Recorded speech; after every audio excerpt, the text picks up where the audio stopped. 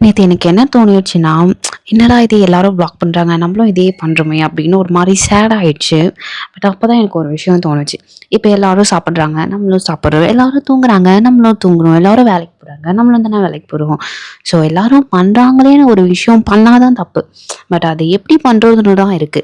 இப்ப அத நம்ம புடிச்சு பண்றோம்னா, அப்போ ஓகே. அப்படின்னு சொல்லி என்னையே நான் கொஞ்சம் கிளாரிஃபை பண்ணிட்டு, ஜாலியா ஆஃபீஸ் கிளம்ப ஆரம்பிச்சுட்டேன். நல்லா பாட்டெல்லாம் பாடி போட்டேன். பட் காப்பி ரைட்ஸ் வந்துருச்சு. அதனால அத டெலீட் பண்ணிட்டு, நான் புதுசா போடுறேன்.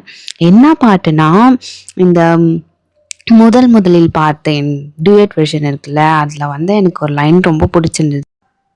இருதயம் முறைப்படி துடிக்கவில்லை, இதற்கு முன் எனக்கு இது நிகழ்ந்ததில்லை.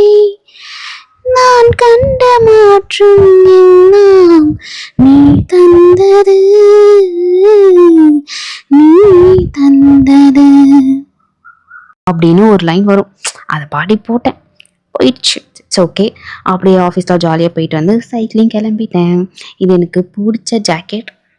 ஜாக்கெட்டெல்லாம் போட்டுட்டு யாராவது போகணுமா அப்படின்னு யோசிச்சிங்கன்னா போகலாம். நம்ம இஷ்டம்தான். அதன் பிறகு அப்போ போய் விழுந்துருது. ஃபர்ஸ்ட் ஒரு பேக் வாங்கணும்.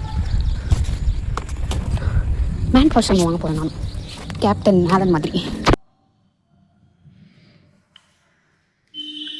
அவ்வளோதான். வீட்டுக்கு வந்து எனக்கு வேர்வையே வராது, அதான் அப்படி சொல்லியிருக்கேன். ஸோ வந்து கொஞ்சம் ரெஃப்ரெஷ்